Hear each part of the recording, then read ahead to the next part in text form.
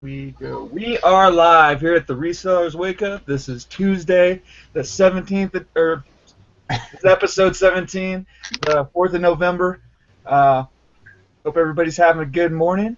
It's time to get up, get to it. We got the Resellers Society Challenge going on right now, so I don't know how many of you have been following that, but trying to trying to stay as on track with that as we can for the next couple of days. We've got Mike Stone on today. He's, if you follow the Facebook groups, he's the guy that keeps posting about all those old vintage credit cards that everybody's amazed are selling so well.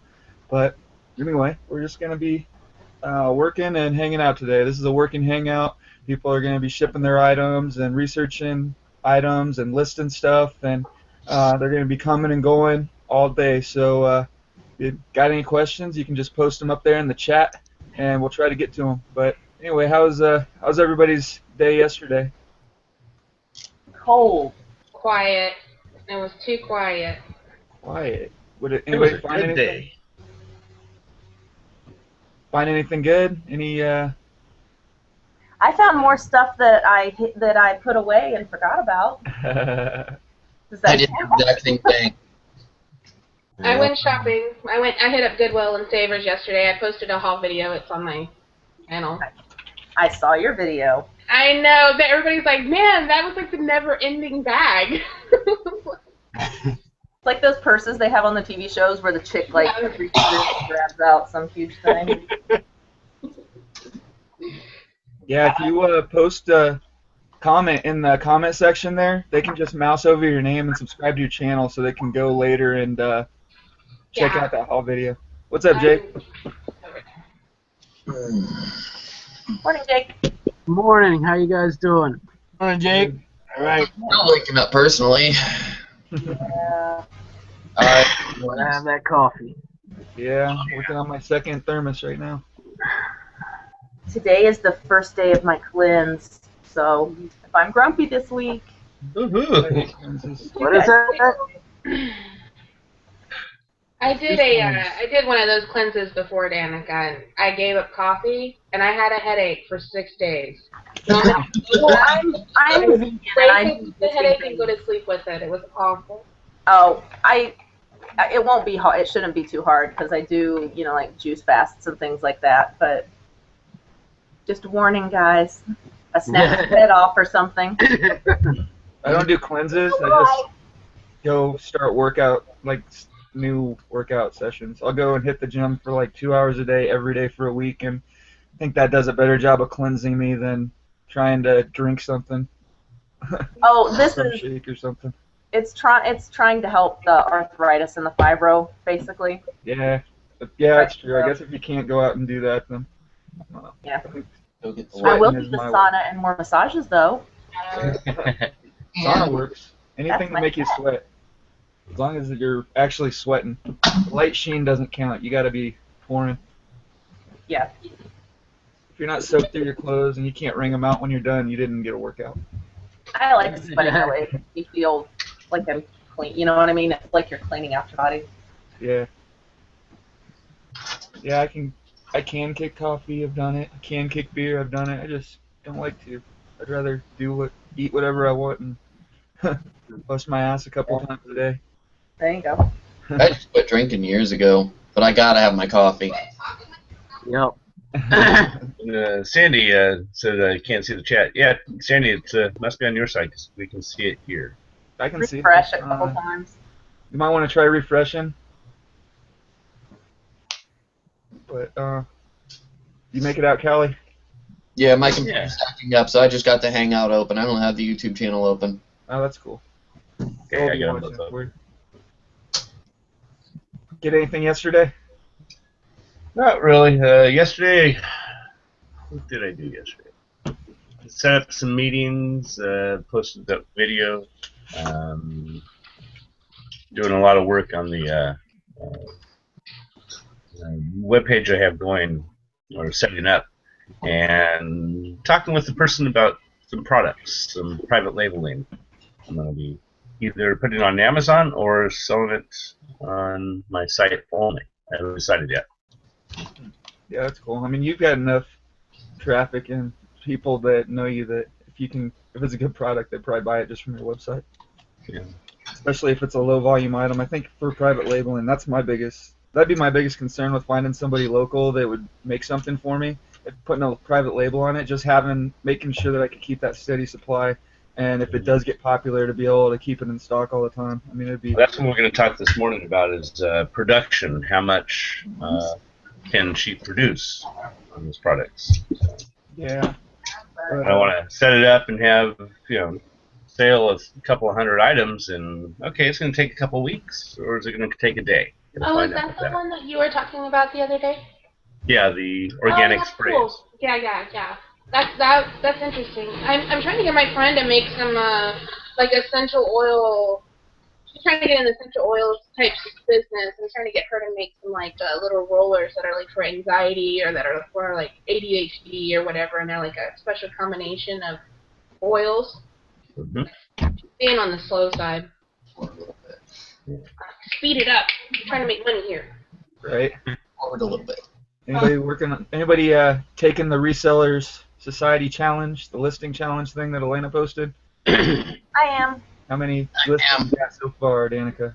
I'm in an intermediate group, so I think that's 50 in 3 days. No, I don't know. 30 to 50 or something. I had a grand total of 4 yesterday. I didn't do it because I knew that I wasn't going to be here yesterday and I wasn't going to be home today. So I'm just going to be here tomorrow. Yeah, school was pretty. I mean, like, that's where I was basically all day yesterday was with the boys. I mean, it just kind of got intense yesterday, but I mean, in a really good way, discussions and things. So I got nothing done. Right. What about you, Michael? How many you got so far? I think I'm at like 86 right now. Just from yesterday? Yeah. No, I mean like new listings. You did 86 new listings yesterday? Yeah. Okay, good. Were they those cards? They are super easy to list. Oh yeah, that's right. You got those stupid credit cards. Those cards, they totally wouldn't let me get any gas. It's a whole lot of copy paste, but it's just really rough to just look at those cards all day. Yeah, that's one of the things. What kind of cards are they? What's that, Jake? What kind of cards are they? Credit cards. Oh, yeah. How many listings do you have done so far, Jake? None. I didn't do any listing yesterday. I had to rearrange some of the basement, hack out FBA. I had a bunch of personal things going on at the same time, so Yeah. wasn't much time yesterday. I think I've got. Everybody had a crazy day yesterday. I didn't. I was just lazy. I got done with the show, and then I hung out for a while, and I didn't get anything done, and then I went out thrift store, bought a couple little things. Oh, what did I get? I got a baby monitor. It was like $4. I got a KitchenAid blender with just the stand and the motor, and then it had the lid. Somebody had taken the picture and just bought the picture, and then they left the rest of it there. So I was like, "What do you want for it?" And they gave it to me for like $5. Cool. And then what was the other thing I got?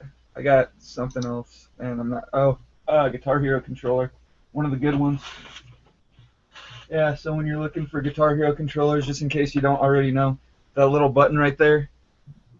See, you can kind of see it. There's a green X in there. That means it's a good one.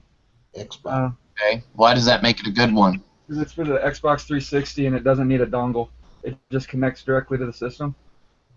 Okay. And, That's the only ones I mess with. yeah, and well, I mess with them if they have USB wire. If it's a wired controller with a USB connector, I'll take those too.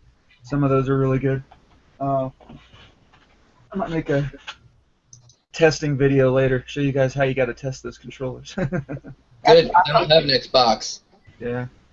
But, what's Just that? batteries in it, see if it lights up.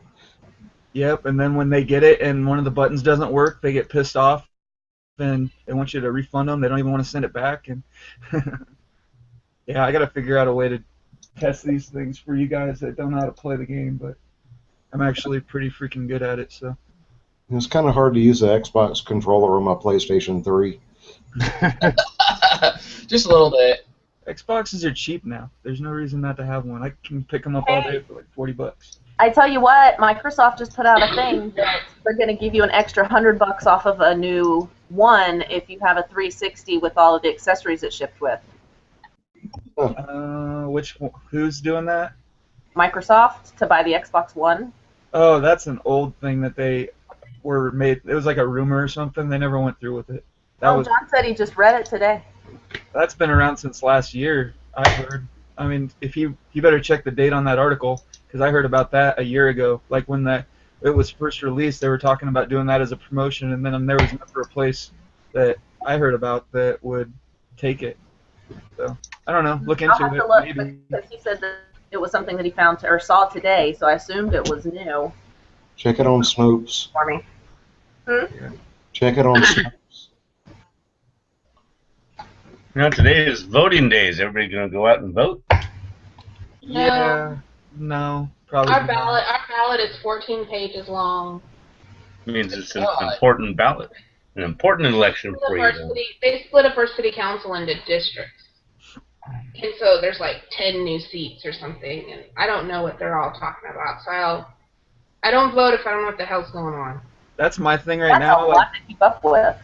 Most of the time, I care. Most of the time, I vote. But I've been so busy this last year or so that I've gotten completely away from politics, and I no longer pay any attention whatsoever. And I don't believe that anybody should vote if they're not educated on the issue. Right. Like, your vote, unfortunately, your vote counts, even if you don't know crap about what's going on. You know? That's why I'm not going to vote. In Wisconsin, you can vote for the guy that's going to legalize pot for governor. You can vote for the guy that fixed all of our money, or you can vote for the chick that screwed everything up. Right. So the college You had kid me is going to vote for the first guy that's going to legalize pot. Everybody else is going to vote for the second guy, and the third chick's just going to be crying somewhere in a corner. Yeah, you had me at pot. I don't know. Did you find that out on your video ads?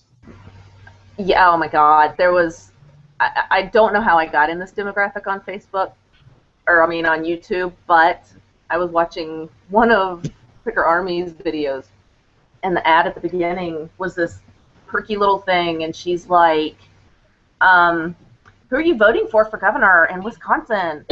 I'm voting for Burke, because Burke's going to legalize marijuana. Mary Burke? No. I'm voting for Robert Burke because he's going to legalize marijuana in Wisconsin. And I was just like, That is what is wrong with this country right there. how did I get in the group of people that they're targeting? It must be the cheese. Holy crap. That is straight to the colleges. Must be the Wisconsin cheese. Oh my goodness. I think it's all the fail videos that we like to watch, but Yeah, that's probably more like it. yeah, it blew my mind. I had to, go again until I saw the thing again. Just Yeah, I might actually do a little bit of research this afternoon after we get off there and just see if there's anything that I do need to vote on, because I know there's something going on where they want to legalize gambling in a place like some part of Colorado, and then all that money is going to go to the schools. But like, there's people on both sides, so I have no, like, at the very basic premise, I love it, and hell yes, do it. If somebody wants to go and if I don't care if there's another outlet for somebody to be able to take their life savings and blow it on, they're gonna do it anyway. Black 22. They're gonna figure out a way to blow that money anyway if they've got it. Exactly. In California, we had the lottery was passed. That was back when Governor Duke Majan was in. That was back in the 80s. And it was all toted towards all this money is going to go to the school. And yes, it does. But the problem is all the money that was originally going to the school has now been reverted or diverted to elsewhere. Mm-hmm. You gotta look at the crime that comes with gambling for me. Yes. Oh, that doesn't bother me. I mean, I can still carry. I train jiu-jitsu. Gambling, I don't know, that tends to bring out bookies and loan sharks and things like that. Only, no, not when it's controlled. Like when the government's involved and the government is in control of all of it, then... Vegas.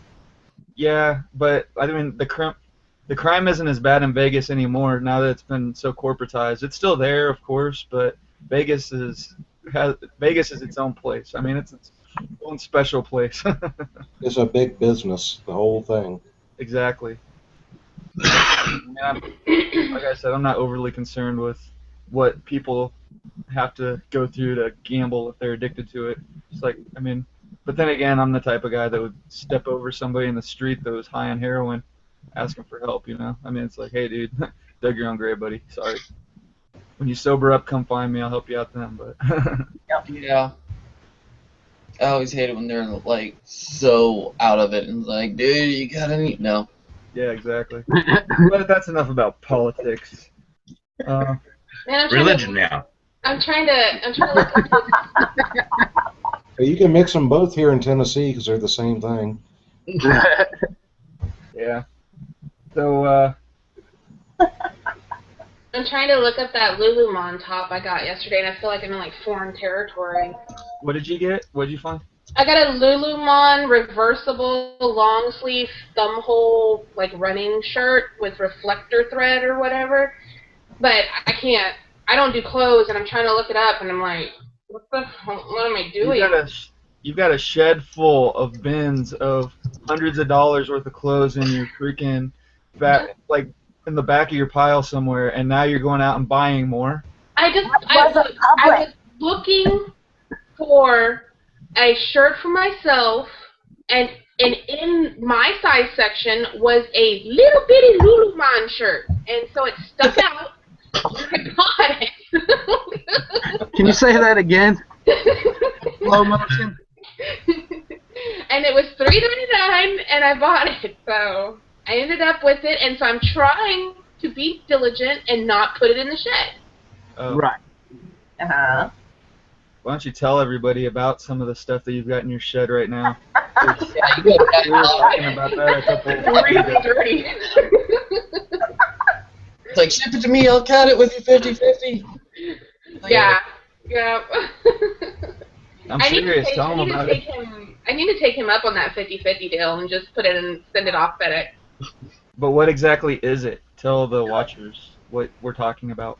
It's clothing brands like my Robert Graham and cashmere sweaters and Yves Saint Laurent sweater and and some like Australian. I have an Australian trench coat, like the Australian Outback, like coat with a custom-made art really that goes around the shoulders and. And you're out buying stuff.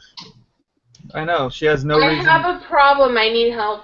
The only thing you need to buy is it. Like, Resale Ronin's just going to step over me. He's like, get yourself together, and then I'll help you.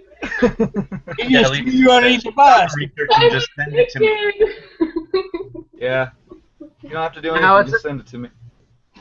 Is that all stuff you bought to resell and just never got around to listing it? I bought it to resell it, and then I found out that I hate clothes. Oh, I completely understand that. And so I have 3 tubs of it, but it was all stuff that it was like, it was educated buys. It was, okay, you need to buy these brands. And I'm like, okay, I will. And I went out and I bought them. And then I bought them, and that's all that happened. Oh, Yeah. I've kind of fallen into that myself. I mean, I've actually got a lot of my stuff listed, but not anywhere near as much as I've bought.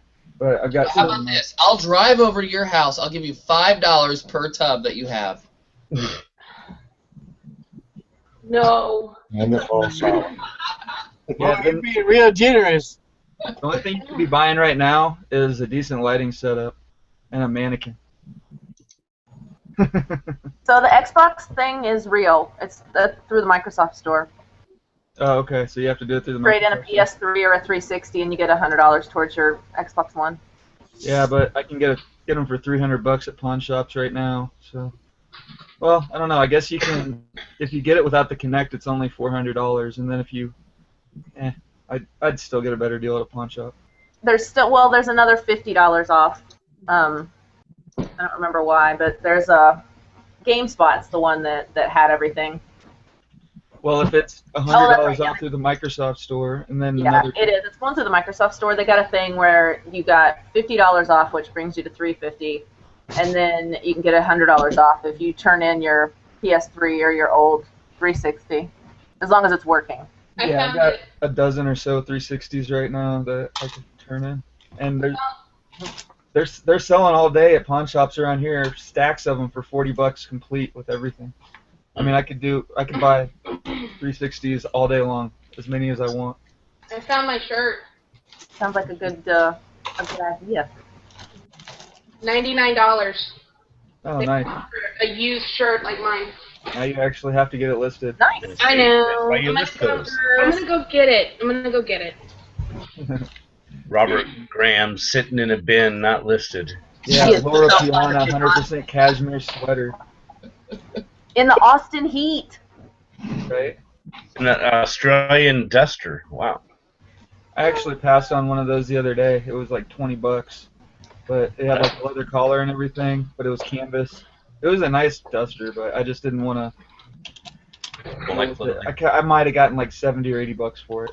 It might have been worth more than that, but that's what I kind of came up with on the fly with my phone.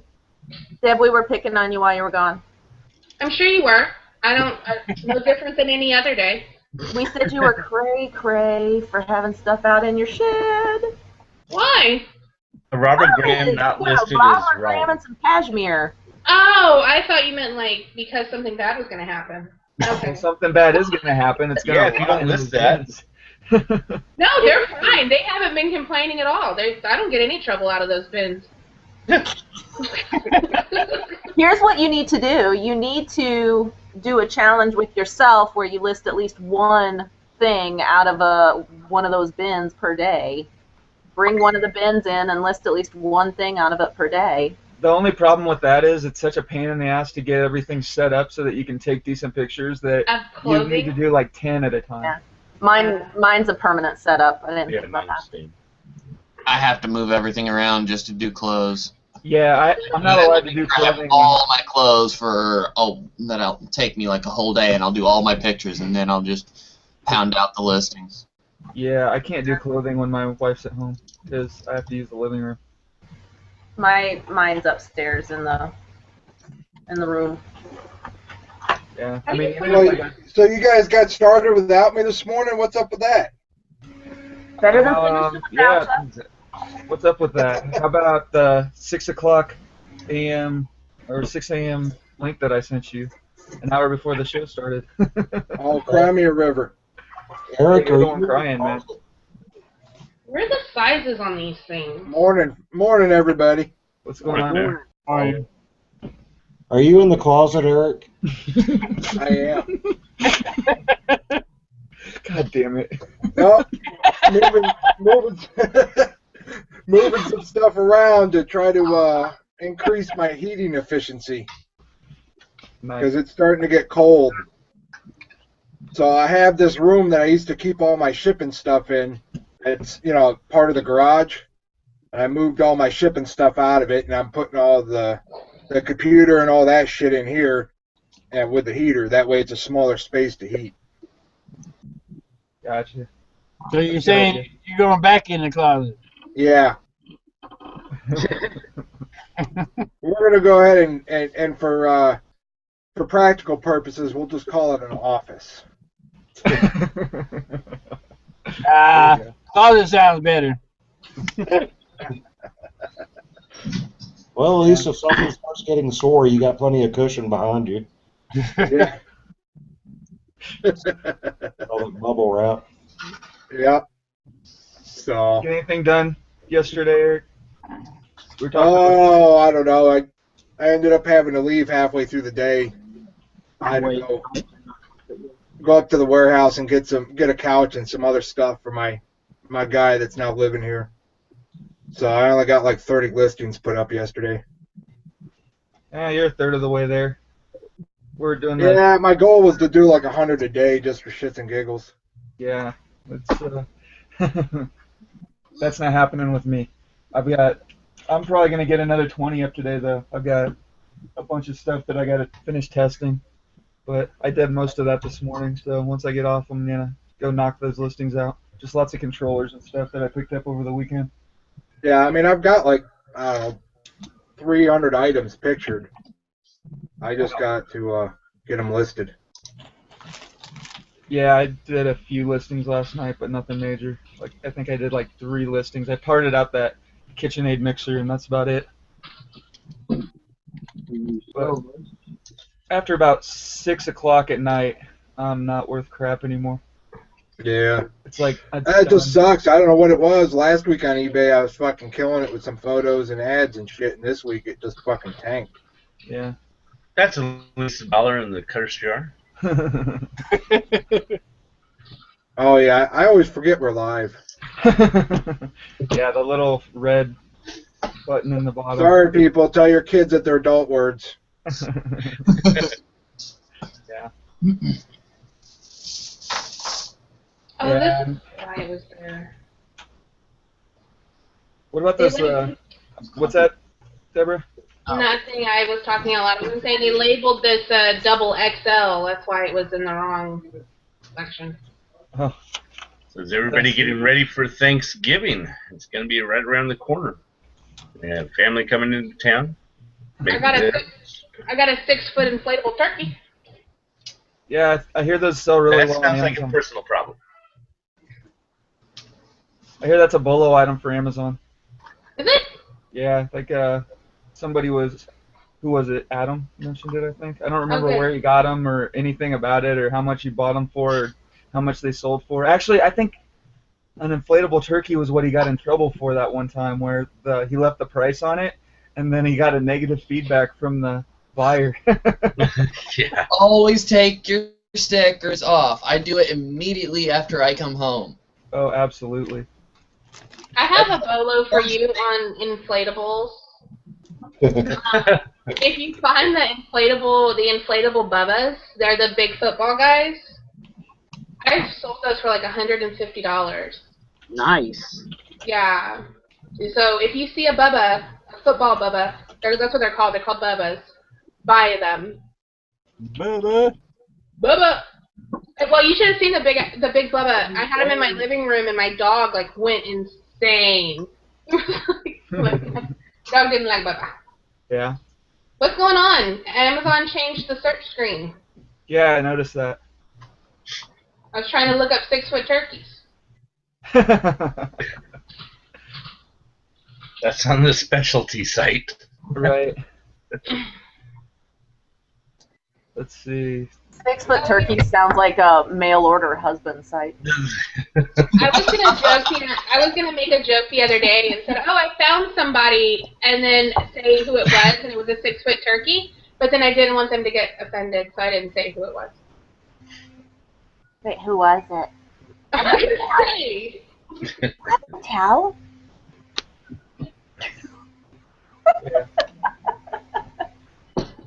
So, I didn't sleep much last night. Michael, how have you been doing with those credit cards? Have you sold any big priced ones? I was kind of interested in how you kind of. I mean, if you follow the Facebook groups, you know how you got into it. But go ahead and tell everybody again. My father just, after he moved out, he left almost everything here, and he actually handed me his credit cards and was like, "Here, I know they're worth money, but I don't know, so you can just sell them on eBay." I always thought he was joking for years, and I think he was just hoping that one day they would be worth money. And I was like, yeah, sure, whatever. And they were sitting on my desk for like a couple weeks, and it's like, okay, let's take a look at these things. I just picked them up, and I was in American Express. American Express sells for about $15 a piece. They don't sell often, but I think at this point I've sold about 12 credit cards, and I've made about $200. Well, you've only been doing it for a couple weeks, right? A little over a month. And you said, how many did you say that you sold? About 12. So you're selling like, what, 3 a week? Something like that. Yep. And how many do you have listed? About 90. That's actually a really good sell-through rate for something that you would think is a niche item. Now, have you done anything to market them besides just list them? Have you gotten in touch with anybody that's into the credit and the collecting, you don't get active on any message boards, asking questions, researching. I've actually been trying to find some. I can find a couple groups, but you have to join and you have to go through some sort of strange and unusual process to get through. And it's like, is it even worth my time? Well, it would be worth it if you've got 200 of the things to sell, and they're constantly going to be coming to you to buy your credit cards. Yeah, there are a few other people doing it, but evidently I'm one of the few that has as many as I do. Exactly. Well, that's what I'm saying. It would probably be worth it to go through the effort of getting established in one of those groups so that people know you and can they know that they can come to you. Like one of the things that I used to do when I was playing Warhammer a lot, or when I was selling Warhammer stuff. I mean, it's a miniatures game that you've got these little dudes. They're like little metal figures, and you get hundreds of these to build armies, and you paint them up and make them, look cool or whatever, and then you have these armies on a tabletop, and people play with them. Well, some of these figures are worth quite a bit, but they sell really slow unless you know like how to get them into the hands of the people that want them. So I would get involved in these message boards, and I used to paint them too. I used to have like a little side gig where I would do commission for people. They'd send me like 20 or 30 figures to have me paint them for like $5 a piece or something like that. And when you do the math, I mean, you're talking a couple $100, and I mean it's a lot of work. It takes forever to paint those stupid things, but I love doing it, so that's the only reason that I did it. But what I would do is I'd get involved in these message boards, and I'd start making friends with these guys, and I'd have a lot of posts on my account and everything just from, back and forth in the other areas. And then once I got established, I could go into the sale forum, and they'd let me post my eBay auctions up in there. And I would get 10 times more traffic on my eBay auctions from these message boards because people were checking the boards every day, and instead of searching eBay for what they're looking for, they were searching directly or they were searching these message boards and going to the forums. And I think that when you're talking about kind of obscure niches like that, especially collectibles, where a lot of people get together on these boards and these groups, and they're looking for specific items all the time, and they go to these groups to find these specific items, you'll get a lot more exposure if you get to a point where you can kind of throw your stuff out there and not get, I mean, I know there's some groups that are weird about reselling, and there are some groups that are weird about dealers coming on, and I mean, there's maybe you have to pay a certain subscription or whatever. Like I would pay the $5 a month or whatever to get to get my status updated on the forum, but I was getting like $400 or $500 or more a month in sales because, like increased sales, I mean, because of that. Just being on the forum, so it was totally worth it. That is when I had went to a yard sale. I picked up some albums. One of them was a Star Wars theme, for the 1977 movie. And I listed it on eBay. I had some interest, but no real interest. And then I decided I was going to look at the Facebook groups, and I found one. It was a Star Trek fan page. And I joined it, and then asked the guy, "Hey, mind if I have this album for sale? Would you mind if I posted the listing here?" And she said, "No, go ahead." And I would say within an hour after I posted it on that board, somebody bought it. So one of the things you can do is if you have a niche item, a specialty item, look for Facebook groups that deal just with that, and join them and ask them if you can post. Yeah, well, one thing you have to remember is, I mean, in a lot of places, we get kind of used to people giving us weird looks for being resellers at garage sales, or for people at thrift stores or whatever, looking at us like, "Oh, you're buying this to resell," And I mean, if you get over that, especially when you get into these groups, they actually kind of like resellers because you're not attached to the item. You're going to sell the stuff. You want to get the market price for the stuff. You're not married to it. Like if I paint something like one of these little figures myself, then I'm going to want a my time and effort put into it, and I might have painted it for myself in the first place, and now all of a sudden it becomes more valuable to me, so I want more money for it. But if I go to a garage sale and find somebody's army and it's decently painted, I could care less what I sell the stuff for, you know? And I mean, so if you're one of those guys that can go out there and find them the stuff that they're looking for their collections, then they'll love having you around. Yeah. But that's why I'm saying I think if you, Michael, if you got into some of these groups and message boards, maybe just getting active enough to, I mean, it would help you research things better, first of all, because there are a lot of things that I find that are like, man, I don't even know what this is. I post a picture of it, and within 5 minutes, I've got 20 people like, it's from this year, this set, this army, blah, blah, blah, whatever. And with stuff like that, it makes it way easier to just find out what the stuff is worth. And plus, if you're asked, a lot of times when you're asking people what the stuff is worth, then you'll get somebody that's like, oh, are you looking to sell that? Because I actually need it. This is what I'll pay for it. Yeah. So it's definitely worth the time to get involved in that stuff when you're talking about kind of obscure niches that there aren't going to be a whole lot of people looking for that stuff. Yeah. I've been trying to find somebody who'd be interested in some of these credit cards.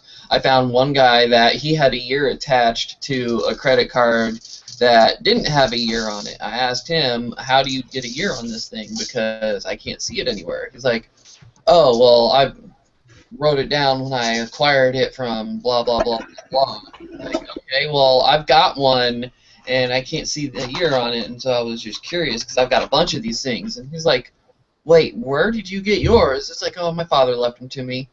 It's like, where do you have them at? It's like, just look at my eBay store. He went, he looked, he bought 4 of them. Yep. Nice. So that's what you got to do, man. You get when you get into dealing with these collectors and talking to them, then you're gonna make a lot of sales just based on that. When I first started selling kind of hardcore on eBay and really getting into it, what I would do is I would take out like maybe 10 units from my army, my little Warhammer army, and I would every Sunday I'd picture, research, and do like a 99-cent auction on all these little units, and then I would post all the links on the message boards, and I would do a 7-day auction so that they would end on Sunday night, the following Sunday night, and then I would just make sure and keep the forums, the messages bumped on the forums so that everybody could keep seeing my auctions. And I mean, before I started doing that, stuff would sell for $1 or $2. By the time I started doing that and got established and people started looking for my stuff, it became like $20, $30, $50 items. I mean, there's stuff that I didn't even people would get in bidding wars over, you know, and it just increases the chance when you've got when you put the stuff in front of people rather than waiting for them or hoping that they'll find it on eBay, then it's better for you in the long run. Like that little extra work definitely pays off.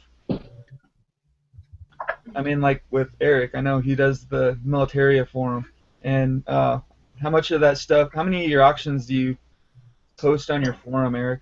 Do you do anything? No? Do they just know that you're know about your eBay store? No, most of them don't even know. Oh, really? Okay. No, my forum is for collectors, so I try to keep my dealer side of the house separate, just due to conflicts of interest. I don't ever want somebody to be able to say that I'm pimping the forum to pimp my stuff. Gotcha. You know what I mean? But now I belong to some other forums that I pimp my stuff on, but I don't own those. You know what I mean? Yeah. Well, I don't think there's anything wrong with doing something to pimp your stuff if it helps the business. I mean, if you're dealing with collectors that are looking for your stuff anyway, I mean, just them knowing they can come to your forum, they can trust you as a very well-established seller. If they know that you're buying, or they're buying it from you, and they know that what you say you have is what you have and what they're going to get, then I think they would appreciate it more than they would kind of think that. Yeah, I mean, if they're looking for something, they all know that I deal in it. So I get emails and messages all the time asking me, can I find this? Can I find that kind of stuff? I just don't use my forum as a way to promote my sales. Okay. Because I belong to some other forums, and that's all they do. And it becomes a dealer forum. It becomes a dealer hiding behind the guise of being a collector when they're really just there to make money. They're not there for the history. They're not there for the collecting. You know what I mean? And I have a genuine invested interest in the history and the collecting part. So that's why I started the other forum, and it's all about collectors. We don't even have a for sale section. Oh, okay. That makes sense. Yeah, and we will eventually, because it does bring people in, and it does bring people in with items that other people want. It's just I didn't want to establish it as a place to go buy and sell. I wanted to establish it as a place to go do research, and get to know fellow collectors, get to know the history behind the items. So. Yeah, that makes sense. What about anybody else have any experience with that kind of thing? I know Talbot talks about the Facebook groups and selling some of his stuff there. I do selling homeschool materials. I belong to some homeschool forums, and a lot of times I'll sell it there first because there's no fees, there's nothing. But it depends on what the price is on Amazon. Yeah, well, I know Facebook is really super convenient, but I don't think people explore the message boards enough. Like Legos are another thing that you can really, if you get involved in a couple of the big Lego forums, you can. There's a lot of homeschool classified forums, and I mean they are selling stuff back and forth all day long. Yeah, I think message boards are just better organized than Facebook. Facebook, it's kind of like whatever's on the top is what everybody's seeing right now.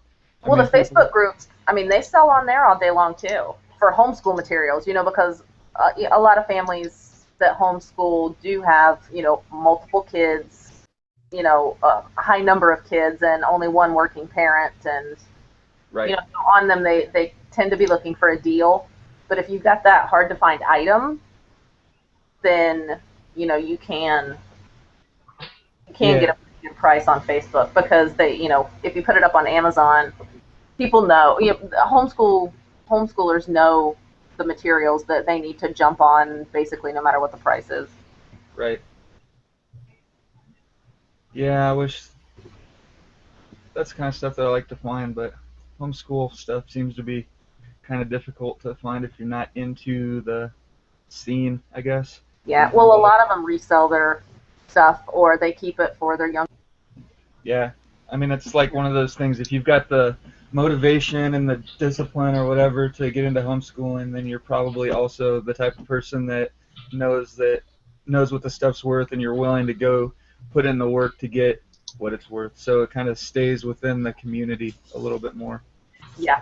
It's not, for sure. That's why I wouldn't put homeschool stuff on a bolo list because it's really hard to find it. Yeah. Well, it might be easy to find, but it's hard to find cheap. It's not like one of those things where you're going to walk into a thrift store and get homeschool books for $5 or $1 all day. I've gotten them at Goodwill, and they don't separate them out. So if it's a soft cover, consumable book, it's 89 cents, and if it's a hardcover, it's like $1.49. Well, then maybe we do tend need to a not bolo. price them differently. Maybe we do need a homeschooling curriculum bolo list because I've never seen one.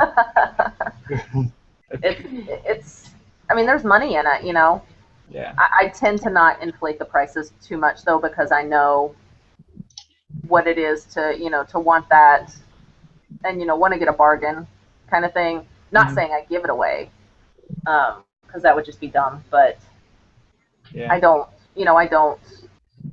I wouldn't charge $100, for a $20 item just because it's hard to find in materials, I bought a bag of homeschool books. I guess somebody had donated them all inside of like a comforter or blanket bag, and so they just stuck a sticker on them. Need to go through those. Yeah, I bought like a whole curriculum set like a couple months ago, and I just sent it to Amazon. It's a oversized item, but it's like they sell for $400. But there were two others on Amazon and they sell about one every 6 months. So I'm thinking, hopefully, when it finally does sell, then it'll be worth having it in there. But it's gonna take forever, and I'm probably gonna end up getting charged like $10 or $20 in storage fees. But I paid $20 for the thing, so. Well, you're just letting it marinate, right? Yeah, I'm just letting it marinate. That's all. Gotta let it marinate for a while. That's right. All right, and you gotta let that marinate for a long time. I can erase it? Okay, because I really don't feel like putting it on my laptop. Yeah, so if you want to get us a list of stuff to look like brands or whatever to look out for, that'd be awesome, Danica. We'll get it posted somewhere and Sure. talk about it sometime. But Yeah, that'd be cool. yeah, like I'm not a book scanner. I know what books are kind of like. I know what books to scan. Let's put it that way. Like I probably leave tons on the table, but what I've found is if I just take a stack of books and I start scanning them, the 2 hours that it takes to go through 200 books isn't worth my time. Like I get done, and I'll have like 10 or 20 books that are worth $10 or $20. But I mean, I don't know. I guess it kind of is, but my time could be better used elsewhere. So I do walk past the book rack, and when I'm looking for books, I'm just looking for like I'm looking for the stuff that I think is going to be worth money. Like I'll buy older books, stuff that looks like it's from the early 1900s, 1800s, whatever. Like I'll always look at those. Like textbooks, I grab and scan all the textbooks. I grab and scan all the reference books if I see anything like that. But yeah, like certain keywords pop out to me, I guess. More than anything. What I'm finding at the thrift stores, when I go to, paperbacks are 25 cents and hardcovers are 50 cents. So I don't even scan them. I'll peruse through the titles, and if they're textbooks, I'll just take them. There's certain authors I'll look for paperbacks, and again, I'll just take those. But I'll just take a whole stack and say, add it up, and home, because for a quarter or 50 cents for a book, I may lose out on the one or two or three of them, but like the fourth one will be the $10 or $20 book that will make up for the 75 cents I threw away on the 3 cold books. Right. Yeah, what I've been finding out is that in the nonfiction stuff, that sometimes the damn soft covers are going more than the hard covers. Yes, I found one author, but all of her books sell. They're just small, simple mystery type novels that go for $15 to $20 each. Dang. And I sent a couple of them in. I've had some already sell in Amazon. Are these more recent books? They're recent ones, yeah. They're not too recent. Let me get the author. Bring it up. But they're I want to say within the last 5 years. Yeah. I'll give you all a bolo combination to look for in a book: relationship advice and Jesus. Find those two into a book, and it will be worth money. A Nun's Guide with their relationship to Jesus. What's that? A Nun's Guide, a relationship with Jesus. There you go. I start at the nonfiction and look for any textbooks or just weird-looking titles, and then I go to the religious and belief section, and I go to the kids section because sometimes that's where they'll put some of the workbooks, like homeschool workbooks and things. They'll stick them in the kids section, and that's the bulk of how I do it. In the nonfiction, I'm looking for textbooks, that kind of thing, and you really do. I used to scan just about everything until I figured out, which books I really need to be looking for, where the money is. And it doesn't take me long at all to go through the book section now, because I know the money spots. And I know now what I'm looking for. But if I wouldn't have spent that time scanning, I don't think that I would have learned as quickly as I did, I guess. Yeah, I hear you. I never minded the scanning of books and stuff like that. The thing I hated about books is having 5 million books at my house and feeling like the walls are caving in around me. That's why I like Amazon FBA. I got that Right. crap out of my home. I've got more stuff at the warehouse than I currently have listed on eBay. I have stopped doing books MF for that reason, because I don't want to search for titles. Oh yeah, I send all my books into FBA unless they're the only ones that aren't in FBA right now are not worth selling. So I do still have about 10 boxes of books that I need to get out of or like get rid of, but I'm probably just gonna. They should be below the TV take in one of those those to, doors.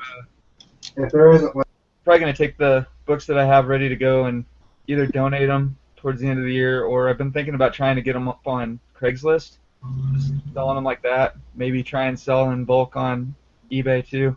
I don't know. Haven't decided what I want to do with them, but Do you have a half-price bookstore close to you or something?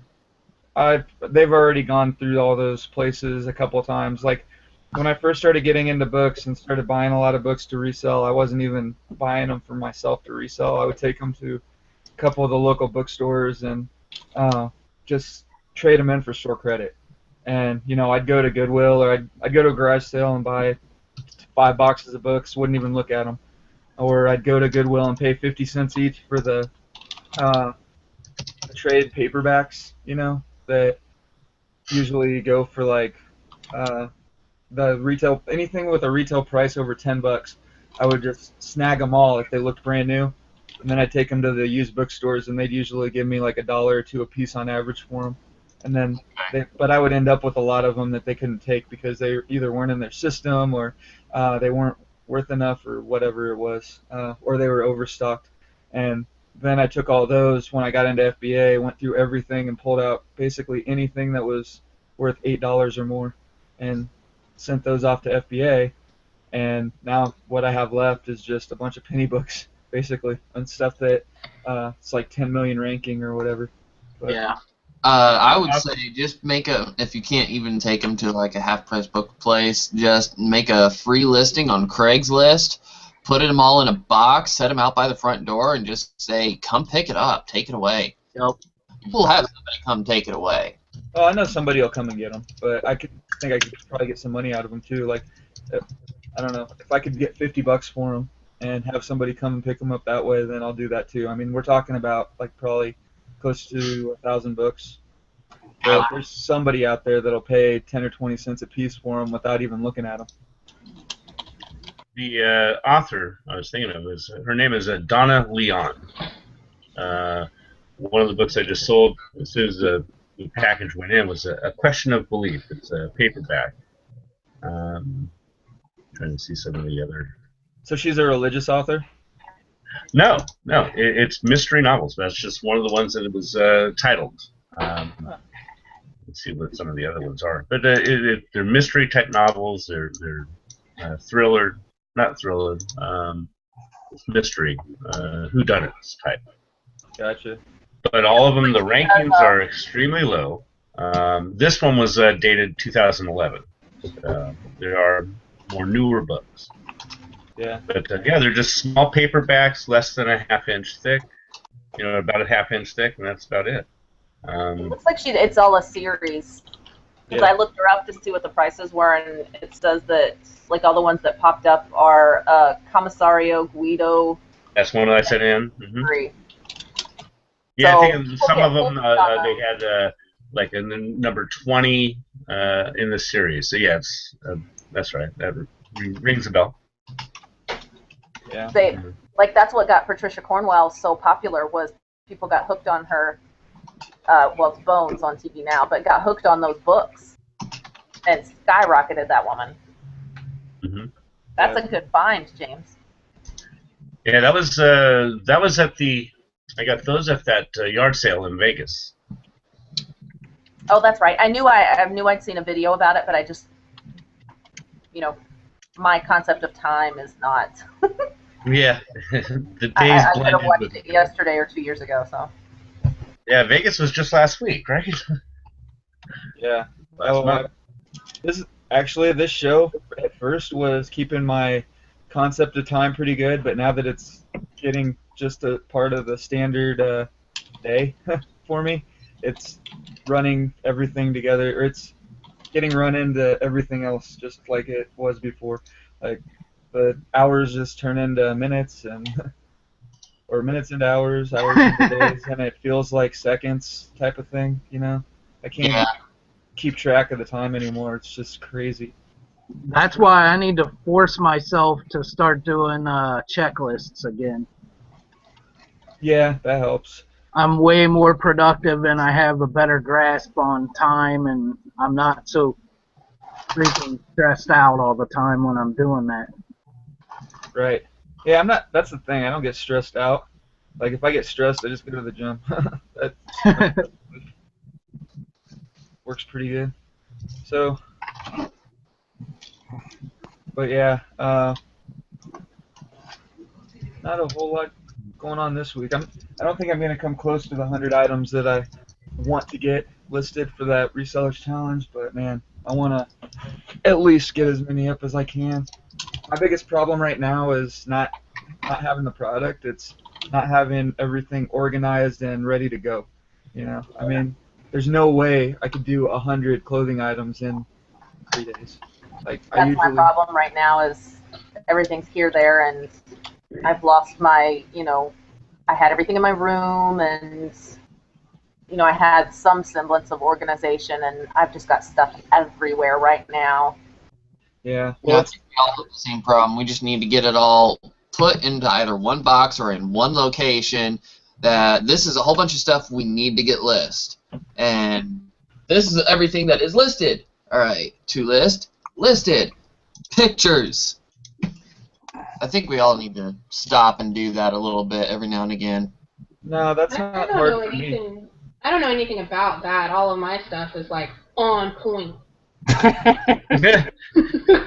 Yeah, my biggest must be nice.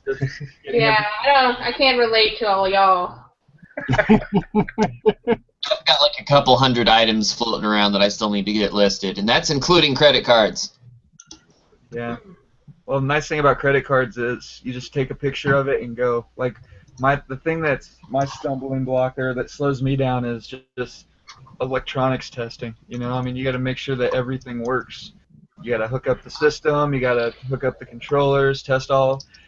Oh no! The one thing I love about the credit cards, I've got about 60 right here. They take up almost no room. I've got probably about $1,000 worth of credit cards right here. Mm-hmm. And that's lowballing it. Pay off that debt. Right. I'm just waiting on those people to buy. That's it. Almost every single credit card has a watcher. The only one that's really throwing me for a loop right now is nobody has this. Hooks. Nobody has them actively listed. Nobody has them completed. Okay, what do I price them at? This one's from 1988. That's why you get $5,000. 99-cent auction. Nobody's got I did that. I did that with some credit cards, and I know I could have gotten more money out of them. There was only one that I asked me, hey, I want $5 for this credit card. All right, auction. Let's see if it'll go. $31. Yeah. Okay, there were a few people that really wanted it because it had 3 bidders and it had 6 bids. It's like they just kept jacking that price up. Go ahead. It's nothing but profit to me. Go ahead. Yeah, I still think you need to get on a message board and start researching some of the stuff that way. Just post a couple pictures, be like, hey, do you guys know what this is? And it'll generate interest in your auctions that way. Somebody will be like, oh yeah, I'll tell you exactly what it is, and then you'll probably get somebody that will just give you an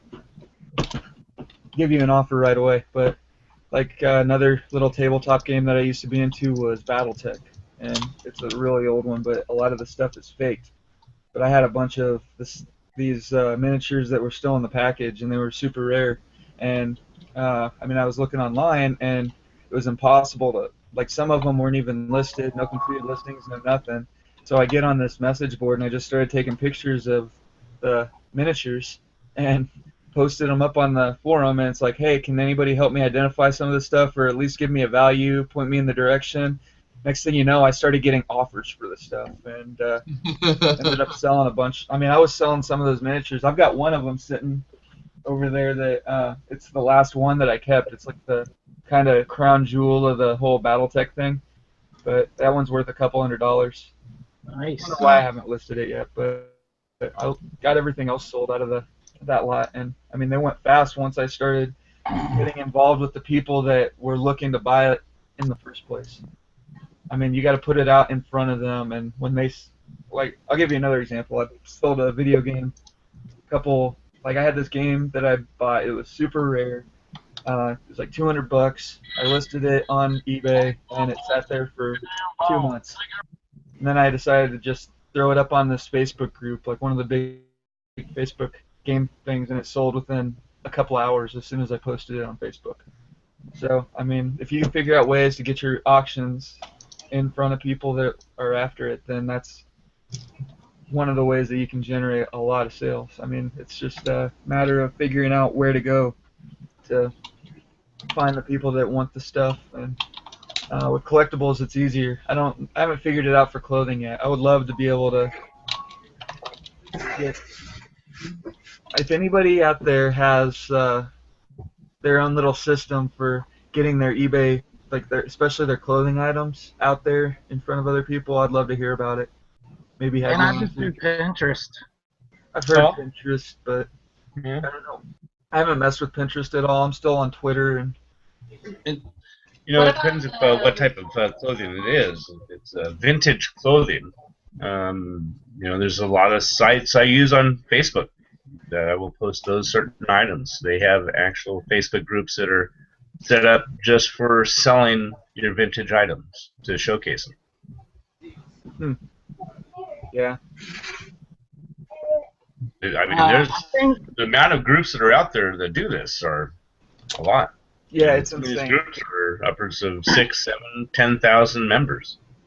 Yeah, I'm gonna have to look into that. Most of the groups that I'm involved with right now are just reseller groups. Maybe I should look into that for clothing, because I do have some high-end stuff that, I mean, it just doesn't seem to get very much interest. But I think that if I got that auction in front of the right people, like the right group of people, that it would probably sell pretty fast, or at least I'd get a dialogue going where, you know, people would be able to like make me offers for stuff. I think when people are scrolling through, even if you have make offer on your auction, you know, if it's it's an item that you got $700 on, and even if even if you're willing to accept like $200, all people see is that 700, and they're just like, yeah, whatever, you know, and they're not willing to get in there and actually try to go like make offers on it and haggle with you over it, because they think it's too expensive. A lot of things I see is people see those items in a Facebook group, and you know they may not buy it, but they may know somebody that buys it that will want to buy it, and will let them know, hey, I saw this one posting here, I'll send it to you. Yeah. What about I'm pretty something sure like the Hustle just put out a video about getting traffic from Pinterest to your eBay store. He did. I actually watched it last Was night. it good? I shared it so that I could watch it again later. Have any of y'all tried Stumble Upon? Never heard of it. I've heard of it. I've never used it. I haven't heard of it in a couple of years. I didn't even know. It's a black hole for me. Is Like that I stumble all day long. You know? Like I get lost on it, so I don't even distance anymore. It's like a rabbit hole, you know. You see one thing, and you go to the next, and the next, and the next, and you can't stop. well, that says a lot about it, though. Yeah, if it's getting traffic to. Because I've heard that before. I've heard people say, like, I can be on there all day. You know, it's kind of where they just can't stop pressing the button. But are you pressing the buy button at all while you're on it? That's the question. Or are you just stumbling through to see what people are selling? Yeah, well, I mean, you got to think that you have some chances at least of getting people that wouldn't even be looking for that exact item for it to pop up on their screen, you know.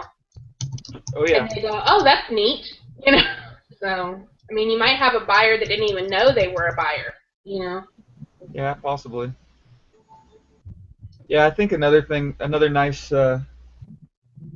like thing as far as the mental side of like the psychological side, when people are on a Facebook group, maybe they're not in the shopping mode as much, but if something catches their eye, then they'll just be like, ooh, I have to buy that, and they're not thinking about searching for the best price and looking for the exactly what they want. You know, they're one thing I've noticed, like, okay, so I'll take an item that is $5, you know, and I could sell it for $5 all day. But I can bundle that item with 3 or 4 other $5 items, and now I can get $40 for everything, because like people see it and it just kind of changes like the way that they see it, and they're not it's something that they're not used to seeing, so it sticks out to them more, you know. Or if it's in a place where they're not really looking for it, it might stick out to them more, and that could just make them more likely to buy the item. But I don't know. I think, I don't know. Like, for some people, it's funny how well something works for some people, getting their auctions in front of, like, you know, there are people that Pinterest is just a gold mine for them, getting their auctions out there. And then, you know, you've got these other people that are pinning all day long and doing nothing. Yeah. Yeah. I don't have any success on Pinterest. I mean, I have people that repin my things and they like my pins, but I don't think I've probably ever gotten a sale. I get a lot of traffic for my site from Pinterest, but I haven't tried putting my auctions on. And Pickers University, I think it's Saturday mornings. We have a Pinterest post where everybody that wants their item pinned to post their item on this one post, and everybody in there pins everybody else's items. And I've noticed there's more traffic. I don't know if it generates a sale or not, but That's hurt. the thing. It can't hurt. How do you find out? You don't. You don't know how that. Ask the person that bought it. Hey, did you hear about this item? Yeah. Well, here's the thing about When you have an traffic. eBay store, you get to see where traffic is coming from, but I don't think you can see exactly where that particular person found your item. Yeah. No.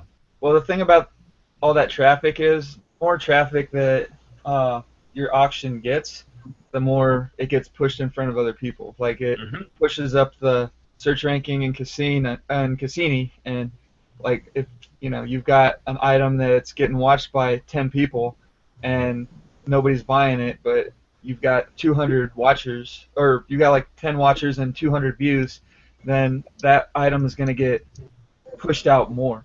You know, I mean, it's the nature of social media. The more popular a post is, the more popular an auction is, the more popular a video is, the more people get to see it, because it'll get pushed out in front of more people. I saw a post the other day because for a long time people had like this theory that if you had too many views and not enough buys on your item, that Cassini would push your item down in the ranking. So you didn't want a bunch of people looking at your stuff and not buying it. So somebody the other day did an experiment, and so they did their item and, you know, checked its placement in the search, and then they went and they posted it on Twitter and on Pinterest and got a bunch of new views. And I think it was by the next day or the next, you know, that evening, it had moved up in the rank up to like the #2 spot on the first page or something. Even though nobody had bought it, they just had more views. So it was kind of like a contradiction to what people have been saying, like, oh, well, you don't want views because it's going to push you down in the rank. That's total crap. The more views you get, the more watchers you have, the better They've been saying that for a long time. People have been saying, like, yeah, but people are idiots. People don't know what they're talking about. Well, These are the same guys that are like, man, I've got 18 watchers on this item and it hasn't sold yet. I wish somebody would stop watching it and start buying it. I will take watchers all day. I don't pay attention to watchers. I could care less how many watchers my item has. The more watchers it has, the more people are following it. That's all I care about. It just means that somebody's eventually going to buy the item, and at least it's not getting buried at the bottom of the abyss of search in eBay. You know, somebody's seeing it. I mean, if it's I don't expect a $300 jacket to sell on eBay right away, but if I've got 20 watchers and 300 views, it means that somebody's out there paying attention to it, and eventually it's going to sell. But if I've got 0 watchers and 3 views after 2 months, then that just tells me, oh crap, this thing, I got to do something. It's not even in the ballpark. So, I actually went through last night and started tweeting a few of my items just to see if I could generate some traffic. yeah, I definitely need to get my Twitter account up and running. I picked up a few followers yesterday in the Hangouts. By the way, at Resale Ronin, you can follow me on Twitter. Go find me. But yeah, that's I kind of want to mess around with it, but I've always been just a lurker. You know, I followed a few people. I don't have really any followers on Twitter. I think I've got like 11. But I mean, some of the. You act surprised about that. Do I look surprised at all? I just told I'm you surprised that. you even have 11. Oh, yeah, that's a lot.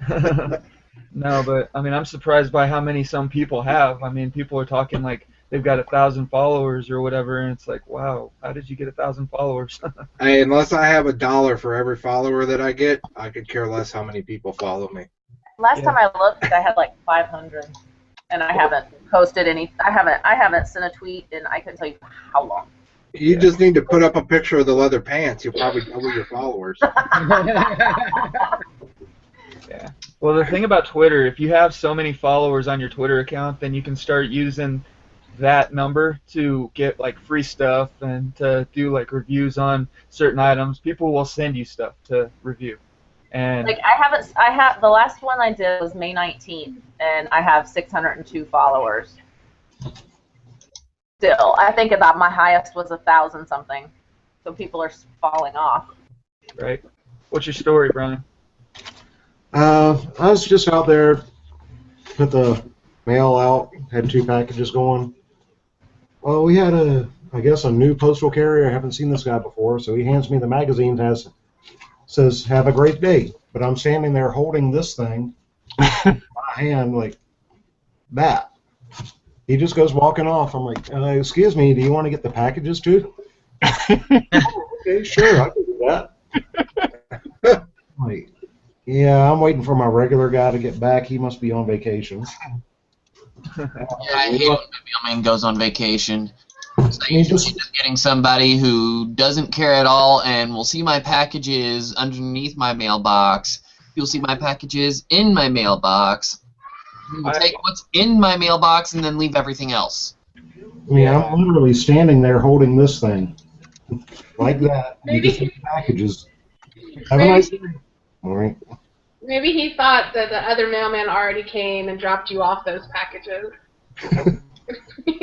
I always take my packages to the post office. It's my chance for the day. Like, if I don't get out for any other reason during the day, at least I'll get some sunlight because I got to take my packages to the post office. But, you know, I've got 3 post offices within 2 minutes of my house, so it's not like it's a big deal for me to do that. I won't give them to my mailman because if I do, the last 2 times I've given them to the mailman, he has scanned them as delivered. So I don't give them to him. One time I did put 1 package in my mailbox because I only had 1, and the post office was already closed, but he hadn't ran yet, and I put a sticky note on it that says, "Please scan me as received." And I don't know if I pissed him off or what, but he don't pick up anymore. Yeah, I just go straight to the post office, and you know, I got a post office right next, like it's in the same shopping center as one of the game stores that I go to, and so that gives me a chance to go in there and, you know, check and see if he's got any systems for me to repair, or if he got anything good in. He underprices some stuff, like especially obscure stuff, and also like if he's got a game that's, you know, he's got $30 on the price tag, but it's a $40 game. Sometimes he'll knock off a few bucks for me, or I can do it I can trade him something for it. You know, there are a lot of games that I know he'll sell for a lot more than I can, and he'll actually give me more for it than I can sell it for on eBay. Well, my regular postal guy, I mean, me and him talk a lot. He's got a bug, and we got a common interest. He comes by with his bug and stuff, so it's cool like that. He's really good, but like I said, this guy, I don't know what's up with him. Wow. What's up, Jeff? How's it going? Oh, pretty good. Just Trying to get through the morning. How's your Reseller Society listing challenge going? You participating? I guess not. Yes. I haven't read anything about it. Oh, you haven't? Okay. Yeah, they posted it up in the group. I thought you were tier 2. Aren't you tier 2? Yeah, but yeah, I have a life. Yeah. No, Or they're a broken life, and I have to rest more, so I don't pay attention as much. yeah. I don't know. They just did a listing challenge thing where basically to see how many listings you could get done in 3 days or something like that at the beginning of November. But Well, if I did it, I could get quite a bit done, but I've been having to take breaks every 10-15 minutes lately. It's just not been fun. yeah. Why do you have to take so many breaks? Tired, hurt. It's besides the fibro, my acid reflux is in overdrive because the med I was taking, insurance is dicking me around right now. And so I've been off of it for a week and a half, and it's in my throat, and I just heartburn and can't talk as much. And yeah, I'm going to be calling insurance today and doctors, and just put me back on the old stuff where it was cheaper and insurance didn't mess with me. Yeah. It was working. Yeah, if it works, right? Yep. Yeah. Yeah, I gotta get some tank. I'm waiting for a phone call to see if I get approved for a used car at the price I wanted, which I'm not holding my breath. And then I got 2 items to ship out today. Sweet. Yeah, I got Bonanza sale. You got another Bonanza sale? Yep. What is that, like your 4th or 5th one? It's like my 15th or 16th. Oh, wow. I haven't gotten one recently, and I started like a campaign. I was like, all right, let me see if I can, boost some sales over there. And so I went ahead and was like, go ahead and advertise, and nothing. Yeah. I went with their gold level for 2 months for free, and I got some, but not much, and it's not worth paying the $25 for or whatever it was. So I canceled it yesterday, and then I get a sale right away. Yeah, I thought maybe the ad campaign might help, because I like their ad campaigns because you don't pay anything unless it sells, Right. But nothing is sold, so apparently they don't want any money. Yeah. Yeah, I still haven't even started a Bonanza account. Just doesn't, I don't know. I checked out the site, and I was looking around. It just didn't seem interesting at all to me. Like, why? I don't know. Maybe eventually I'll really get out there and try it out, but for the most part, it's just kind of It doesn't hurt anything. I mean, Yeah. It's on autopilot for the most part. I mean, there's really nothing that you need to do other than ship something if it sells. And I try to get my stuff, my eBay stuff. I try to get it in anything that's going to sync. So Adaway and Bonanza, Together, Bendio. I put anything that's going to send stuff to Google. That's all I do. As long as it's out there, somebody's going to click on it. Well, okay. So if I start Bonanza and I get a sale on Bonanza, do I have to go to Bonanza to see the sale, or is it just on eBay? They will send you an email, but you can also see it on Bonanza. You won't see it on eBay.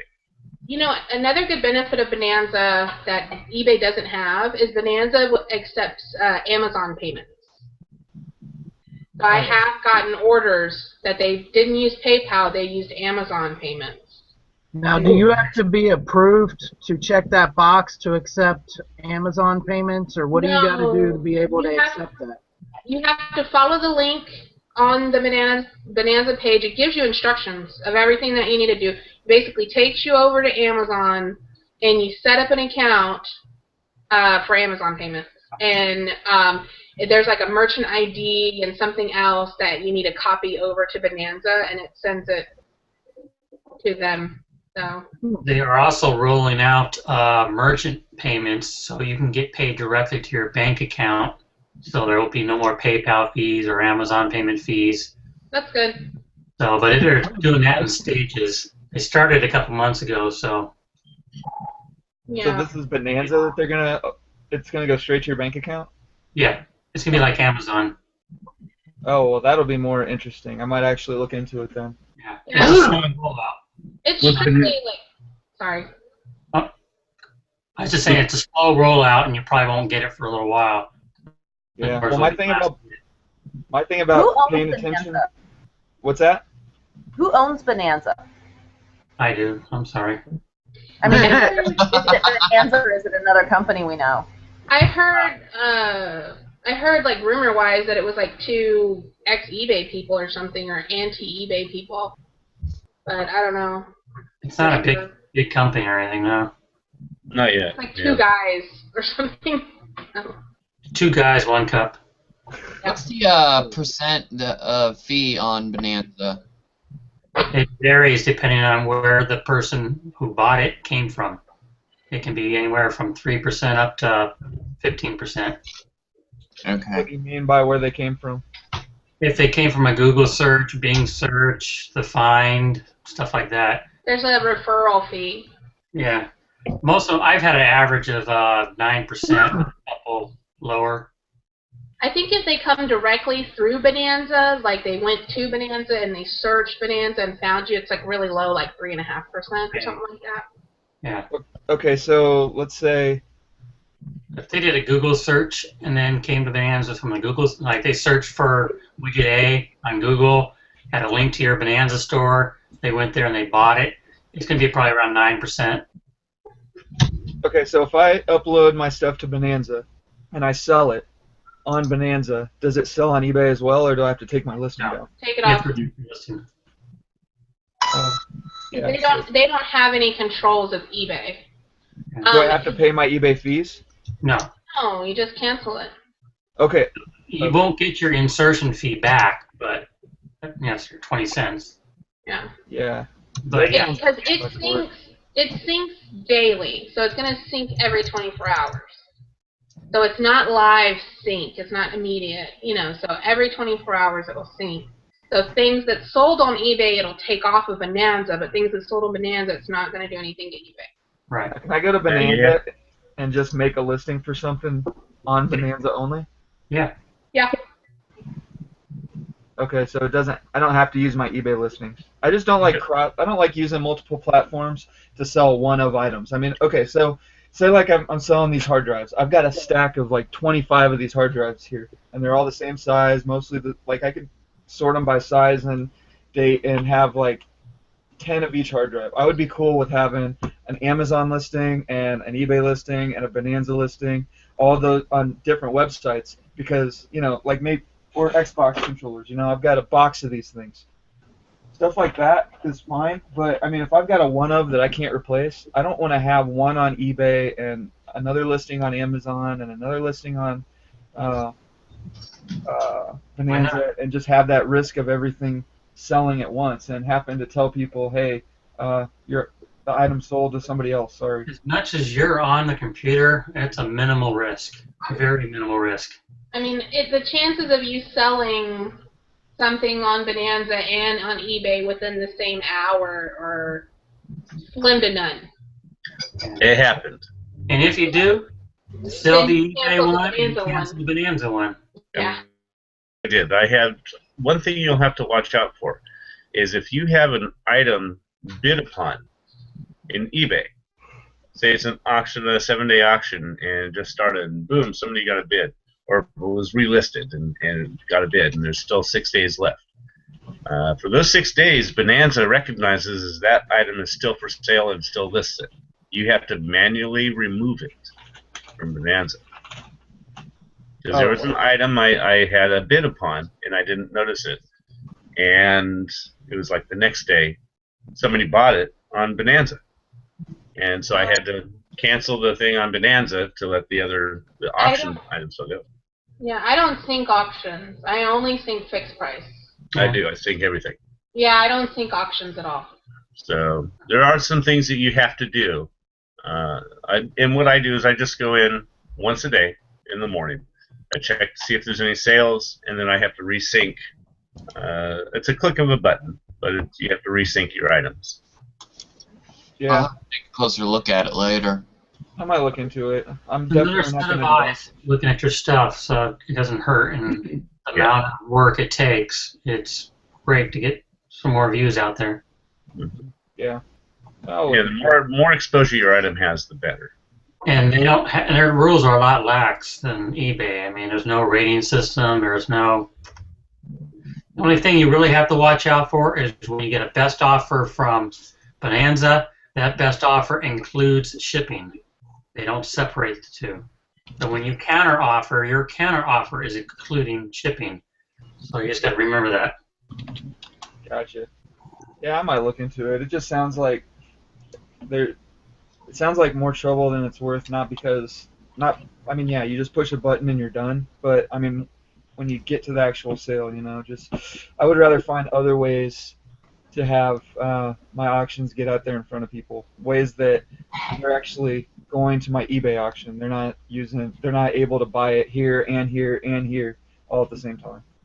But that's just See, me. I'm using Bonanza for stuff I can't sell on eBay. That's a good idea. That's what I use a Yordle for. I've had 19 sales on Bonanza now. And But it's not working because I haven't sold anything yet. I think in 4 months of using Bonanza, I've had 5 sales. Yeah, that's just not worth it to me, personally. I mean, Click on the button in the morning, and it's free. You click on the button. I don't see how it can't be worth it. Yeah. Yeah, just an extra website that I got to click on and monitor. I mean, 19 sales and a couple $100 off of it for free. Yeah, how many? Well, you got to pay the. What was that? You still have to pay the fees when the item sells, but now, what about? But there's no fine. You use your shipping outside of Bonanza. You go through PayPal, so there's no final value fee. And your final value fee on the product is much lower than eBay, so I even need more money. Yep. Okay. How long have you been on Bonanza? 3 months. Oh, 19 sales in 3 months? That's not so bad. How many auctions do you have listed? They're not auctions, but I have all my products from eBay over there, so it's like 300 items right now. 350 items. Okay. And now, do people go to Bonanza for certain certain niches? Are they more like? Is it more like an advertised kind of as an antique place, or is it like just an open marketplace like Amazon? They advertise that they sell everything, and I've sold such a wide variety of stuff. I sold a hat. I sold Adobe software, which I could not sell on eBay. Sold it for full price in Bonanza. I've sold Legos, Nerf gun parts, some keyboard for Alpha Smart, whatever that is, and Kia shelf parts, a Snuggie, digital speakers. So yeah, it's all over the board, and a Harry Potter board game, and a iPhone case. Hey, guys, I'm gonna have to take off my computer's acting up, and might as well get ready for my meeting. So everybody have a good day. Thanks, Good Jim. night. Talk to See you later. See ya. Hey, dude. Yeah, the I don't know, Bonanza sounds interesting. Starbucks mugs. What's So that? I'm just saying, I've sold mugs, T-shirts, video games, a wide variety of items on there. I mean, it's the most promising out of all of the alternatives, because I had like an e-Crater account for like 2 years and never sold anything, and it synced up with eBay, so everything that was on eBay was on there, and I never sold anything. And then I've had an Attaway account for a long time, and I've never sold anything on it. But the reason why I like Attaway is because it will store all of your deactivated listings. So if there's something I'm looking for that I had sold before or whatever, I can go to Attaway and do a search for it, and it'll bring up the listing from a year and a half ago. Oh, wow. With all the pictures and the description and title and stuff. So I sync with Attaway every couple weeks just for that feature, just to have all of my deactivated listings. Wow. And now if you sell something on Attaway, is it the same as Bonanza where you have to ship it through Attaway? And you have to take your listing down on eBay, or does it? Right. No, it's the same. you're gonna have to take it down. There aren't any programs that are gonna, you know, eBay is not gonna let some other program deactivate eBay listings. Yeah, that's my biggest concern. Like, I miss so many emails, and if I have to if I'm relying on email to like let me know that I made a sale or whatever, and that I need to go and take something down off of eBay, I'll never get it done. But the thing is, I'm with you. I have too many emails every day. Those other companies, you know, they're not my priority. So if eBay will always win out. You know, if I sold something on Attaway or sold something on Bonanza or sold something somewhere else, eBay is going to win if there's a, you know, conflict. Yeah, as long as there's no repercussions for telling somebody, hey, sorry, dude. No, I've canceled several Bonanza orders that I was like, oh, crud, I sold that 2 weeks ago, you know, and it didn't sync. And that's just it. I mean, I just canceled it and said, I'm sorry, I don't have any in stock. And that's all. I mean, what are they going to do? Close down a store that's not selling anything? Exactly. Yeah. I don't know. Just that's what I've heard the most about people that are on Bonanza and some of those other auction syncing, or well, I say auction. When I say auction, I mean an eBay listing. I should say listing syncing software or listing syncing websites. Like the biggest thing is, I just keep hearing, oh yeah, well this thing sold on eBay, and then I didn't even realize it was still listed on Bonanza.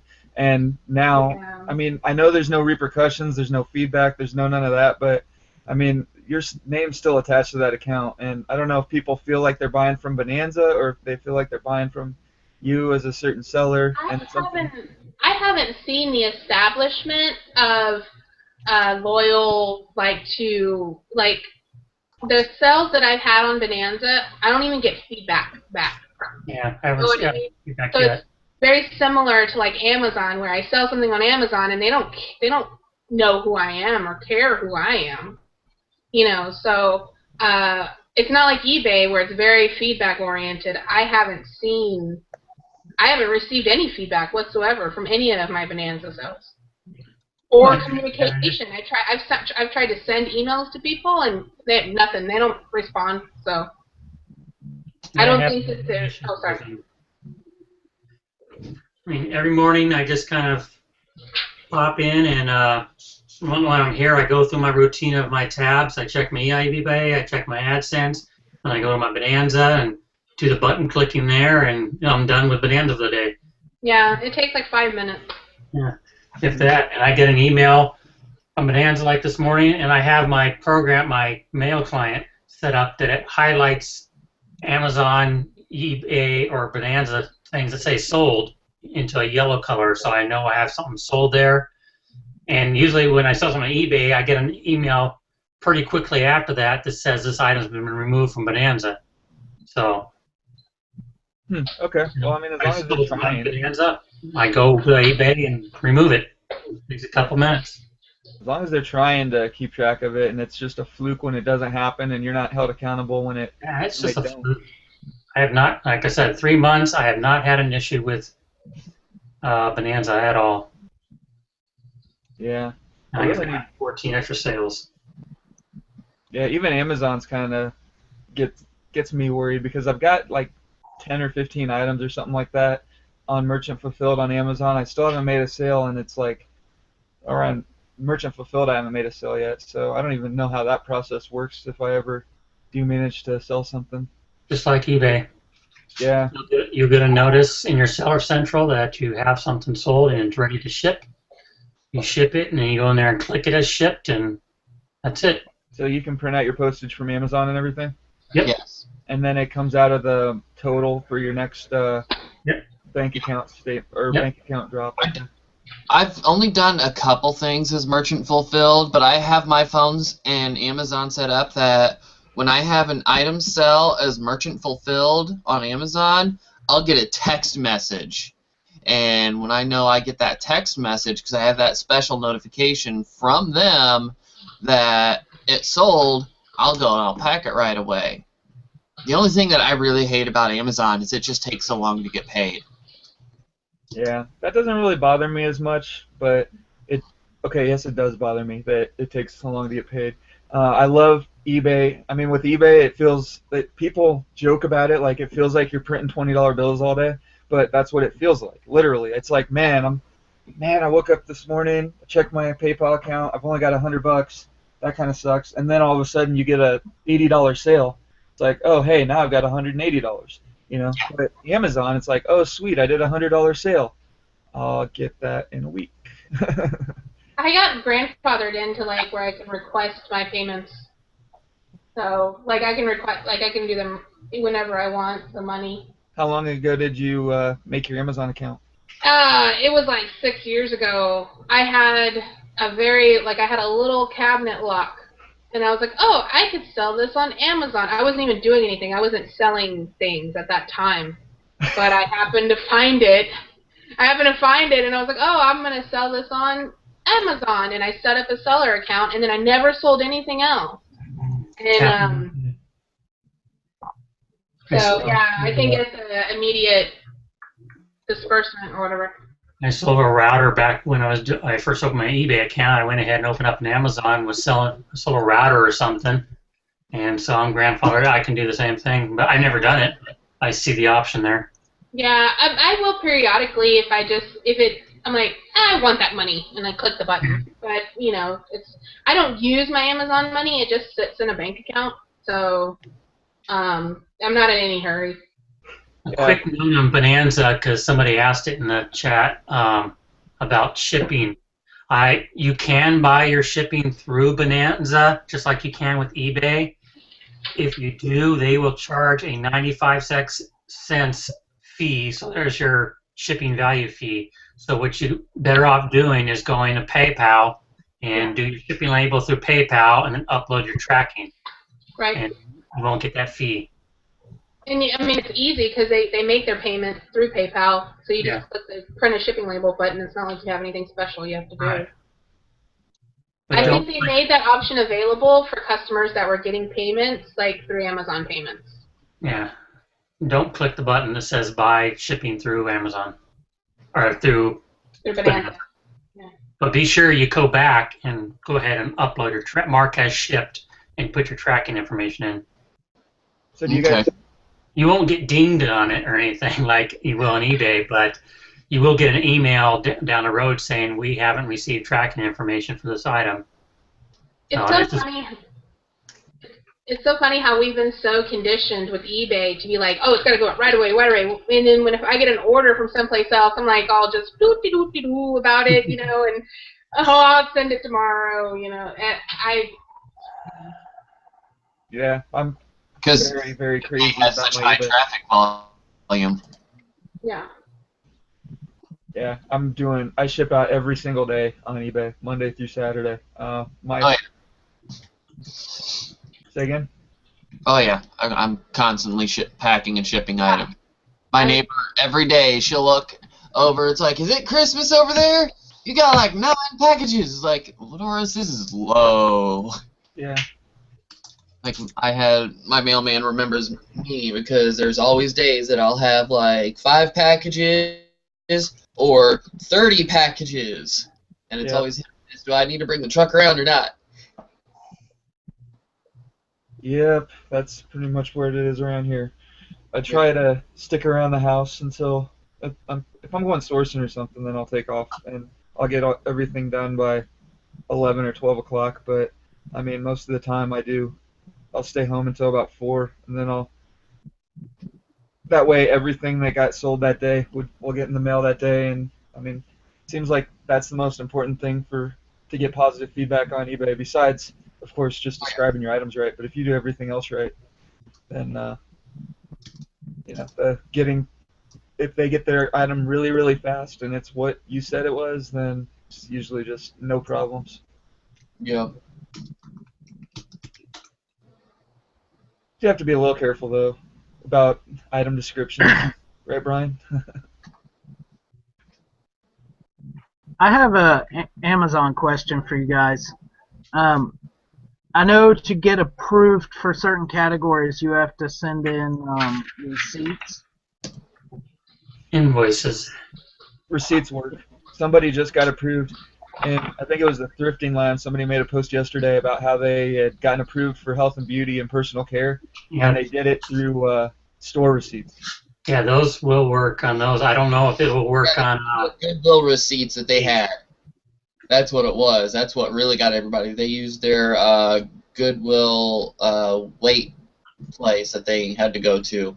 They use a weigh and pay receipt to get their freaking health and beauty approved. No way. Approved. Well, they must have had a good one, a good receipt too from an actual store. All my weigh and pay receipt says is like 38 pounds, and that's it. Yeah, I know. 270 pounds. See, that's kind of the problem I'm running into. Where I was gonna get my health and beauty stuff, I have a closeout store like right around the corner, but they don't put like the product name on the receipt. So say I buy lipstick or Dermasilk or something, that's not on the receipt. It just says miscellaneous and then the price.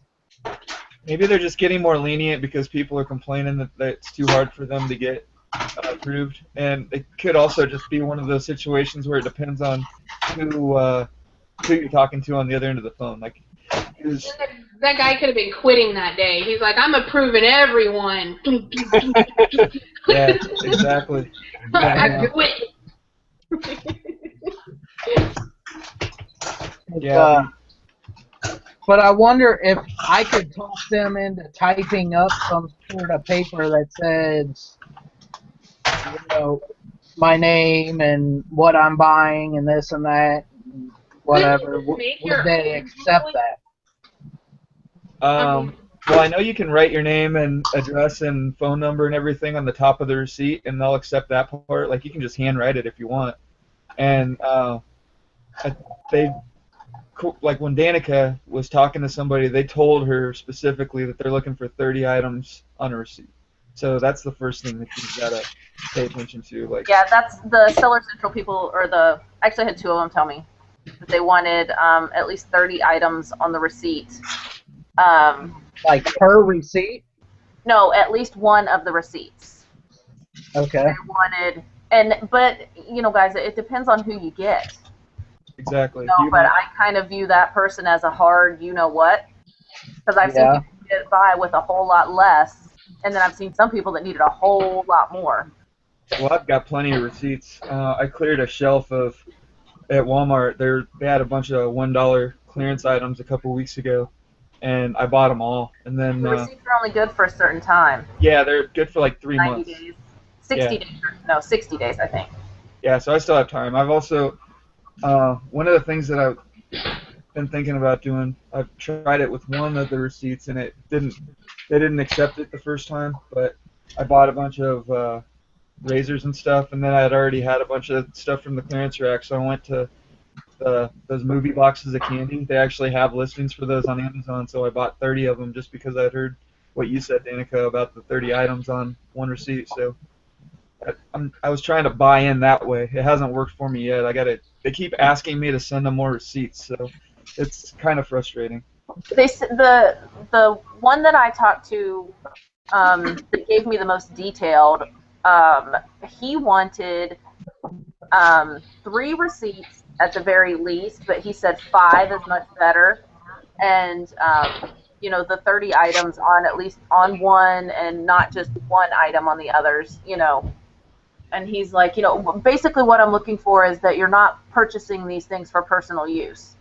And I was like, who in the world is going to use 15 of the same blush? Right. You know what I mean? That I'm not going to use 15 of the same color of blush anytime this decade, Exactly. See, I just heard back from them, and they said that they verified my email. They request that I provide invoice or receipts from the item from any known retail store or mall. I would like to request to briefly explain the products as well. Also provide us at least 3 invoices of those with sufficient quantity. The invoice is dated within the last 90 days, showing item delivery or purchase within the last 90 days. So I can't buy from this place and use those receipts, I guess. Why don't you just buy something from like Walmart.com, have it picked up in store, and then just have your invoice, and if you don't need that crap, take it back to customer service and return it. Yeah, that's what I was thinking about doing too. Yeah. My friend John actually mentioned that yesterday or last night. Yeah, that, I mean... Hell, you could do it, and then you could even buy it in the store, keep your receipt, and just take the crap back and get a gift card. Yeah. Yeah. Well, that's the thing about the Amazon stuff. They're not asking you to send the stuff in. They're just asking for a receipt that shows that you know where to go and how to get the stuff and that you're buying in bulk. And it's just you do not have to send in what you turn in to get approved. Right. So I'm probably, you know what, I might do that this afternoon. I'm just gonna go out to Walmart and see if it works, because I actually closed my first case. I opened up a case like sometime at the beginning of last week, and it sat there for about 4 or 5 days. I never got around to uploading any more receipts, and they canceled my case, so I gotta send them another one, or I gotta start a new one and get it going again.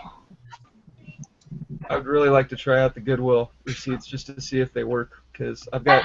I can't believe that worked. That's crazy. I mean, you got to have somebody that... give a... some new guy. But once you're approved, you're approved, about to quit. He's like, I don't care. Approve. Yeah. I needed to find that guy.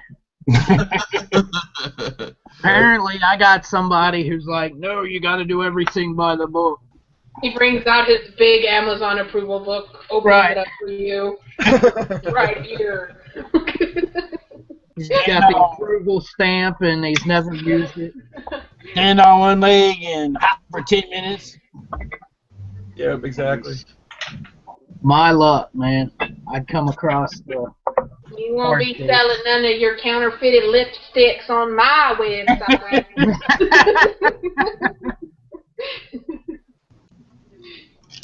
Yeah, there's... Right, because if I'm gonna counterfeit anything, it's gonna be lipstick. Yeah. Oh, yeah, of course.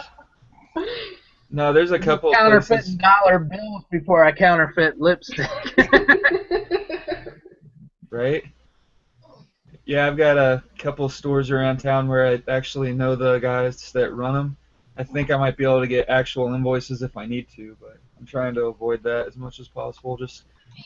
I mean, they do like wholesaling on the side and stuff, and I know them from my days of selling produce, so got pretty good relationships out there. Just buy a bunch of lipstick. Get your lipsticks. I may do that. Yeah, once I get approved for, I think I'm going to do grocery first, then I'll try and get health and beauty approved, and I'm going to do DVDs, or at least try to get approved for DVDs. Just send them like one receipt, and you got like 30 crackers and like 30 shampoo and 30, it's all in one receipt, just in quantities of 30. Yeah, that's probably the easiest way to do it, right? Yeah. Get a bunch of 25-cent little candies or something. Yeah.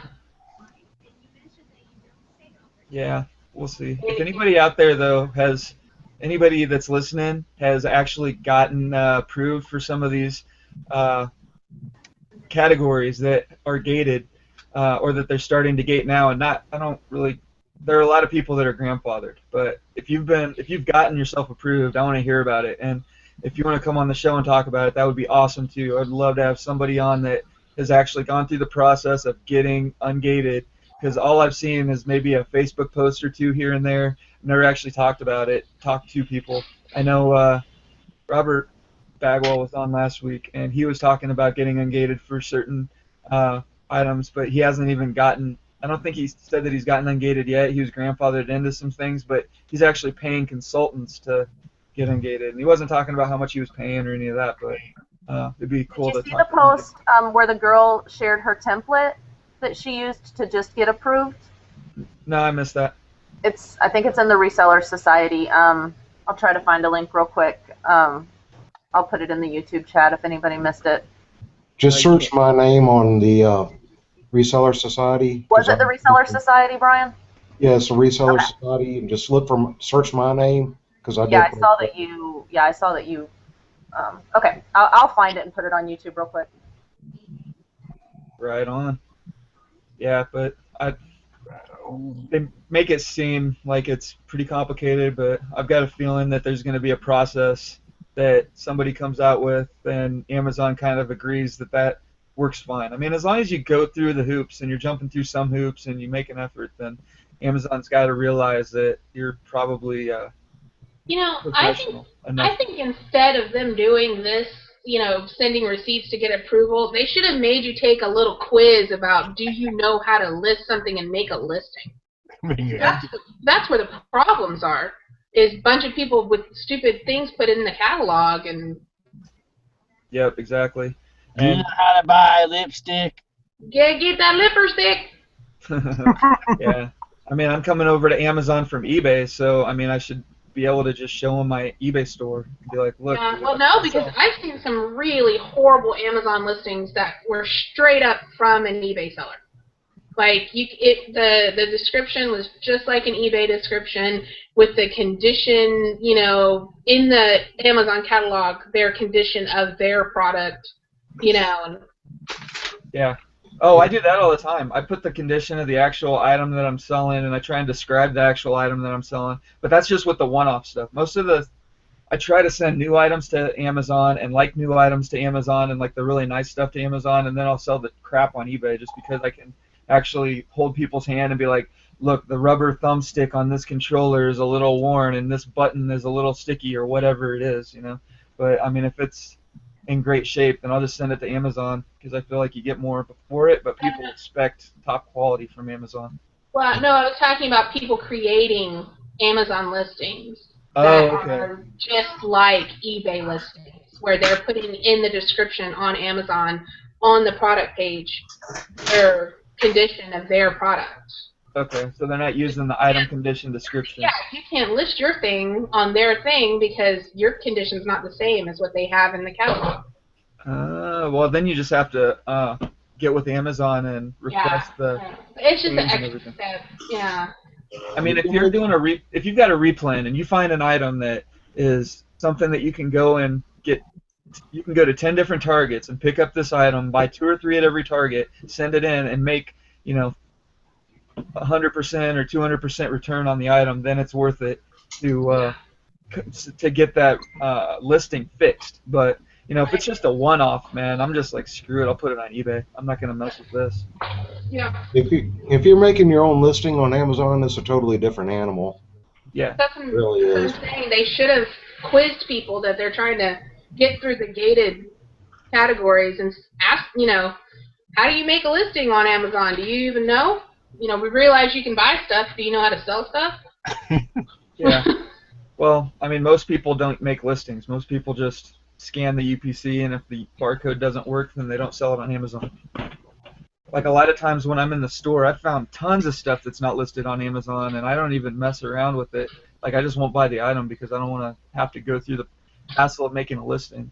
The one time that I tried to make a listing, I found this thing at the Weigh and Pay. It was like a model puzzle thing or whatever. It wasn't on Amazon. I figured I could get about 25 or 30 bucks for it, so I went ahead and went through the hoops of making a listing. And then when I got it completely finished, Amazon was like, oh, hey, we've got your listing right here. Here's your item. And then all of the information was wrong on it, except for the name of the it was like the kind of listing you were saying, Deb, about the some dude from eBay that made a listing, and it's like, oh, yeah, this is the item, blah, blah, blah, on the condition page. And the title was totally off, and it's like, okay. Yeah, that doesn't work. And the other thing that I get on Amazon is I'll put a barcode in, and my item isn't the same as the item that's being sold. Like it'll be a puzzle, but the puzzle is a puzzle of San Francisco, but they've got a puzzle of New York and a puzzle of Chicago on Amazon. But they don't have that puzzle of New York on Amazon, so I don't know how that works.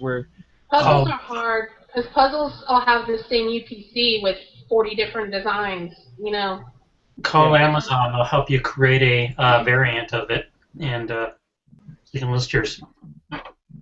Yeah, that's another example though. Is it worth it when you're talking about one item that costs you $1 and you're going to be able to maybe in 2 or 3 months sell it for $20? I mean, that's a lot of effort to go through for $20 when there are so many other things you could be doing to make that $20 in the process.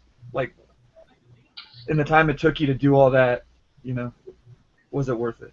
It takes about 10 minutes. Yeah, most of the puzzles I get, well, I won't say all, but about half the puzzles I get 50 to $70 for them, so Oh, wow. they're worth it. But I do have a few. I still have them up on the top shelf, $20 puzzles. That I have to go through that process, or I'm just going to throw them on eBay and get what I can for them. Yeah. So they usually, when you call Amazon, I've never had to do that. Are they pretty good about answering the phone right away and getting you in contact with somebody that can help you? I've never had to wait in line. Yeah. I just would not call on weekends because you will get, hi, my name is Abdul and I will be your customer service today. I will be helping you in things. Yeah. You will get India or other country on a weekend. Gotcha. I love it when they assure you that they're going to be able to help you before they hear your problem. You can email Amazon. Amazon is usually, I'd say 80% of the time, really good with emails as well.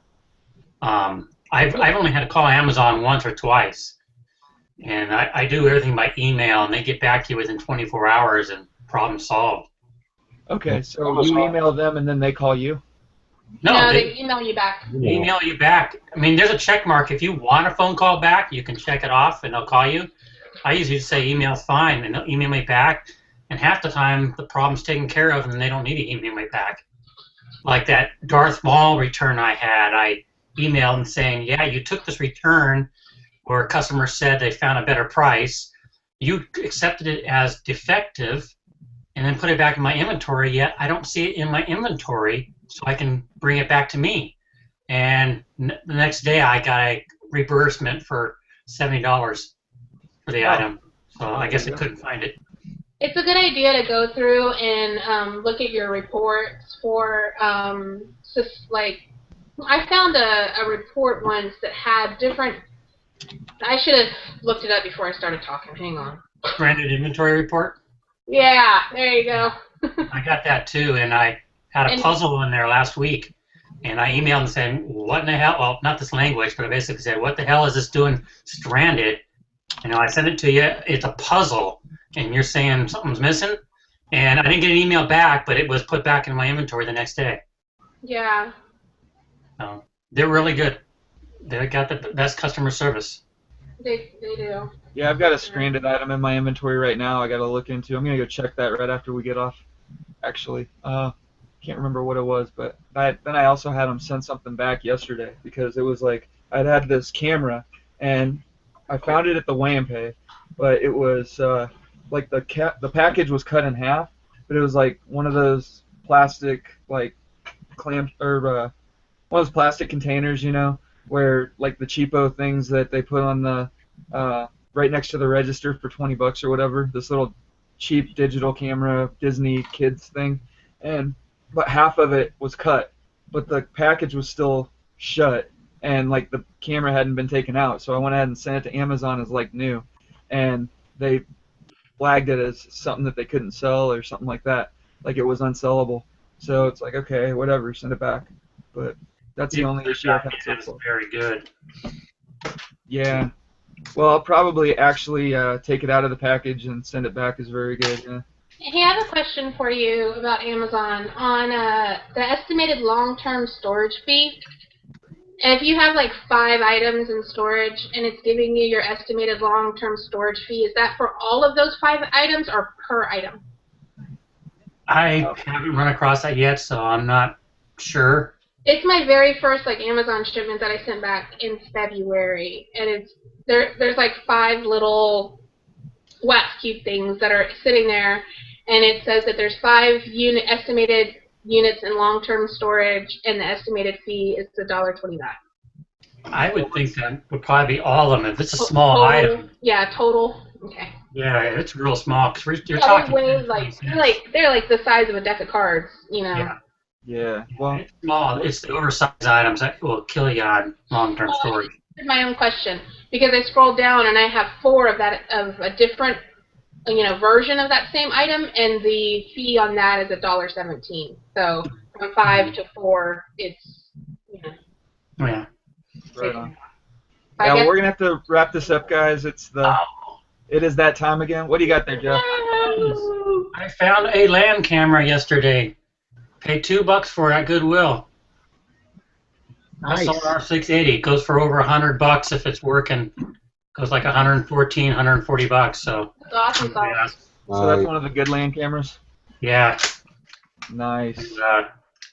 Yeah, I asked the guy because I had no price tag on it. He said $5 without discounts, and I said, wait, what about discounts? He goes, okay, $5 with discounts, which would have made it $250. But the clerk decided to give me 75% off, so I got it for less than that. Nice. So $2. Yeah, the only land camera I've picked up lately is one that wasn't worth crap. It was one of the white ones from the 60s, the Swinger 20s. $5. But anyway, it's that time again. We got to wrap this up. Thanks everybody for watching. We had 39 viewers today. Good times. Everybody was having fun. Hope you guys enjoyed the show. Like, comment, subscribe. There's a little subscribe button, little red button over there. Hit that. And that little thumbs up over there. Tag on that too. And everybody here on the panels got their own haul videos and their own how-to videos that they do on YouTube. Make sure you like, comment, subscribe to all their channels, and go and check them out. Anyway, thanks everybody for watching, and we'll be on tomorrow. We're going to have Tracy Smith, Entrepreneur Girl, on. It's going to be great times. So we'll talk to you then. 9 a.m. Eastern. Bye. Bye.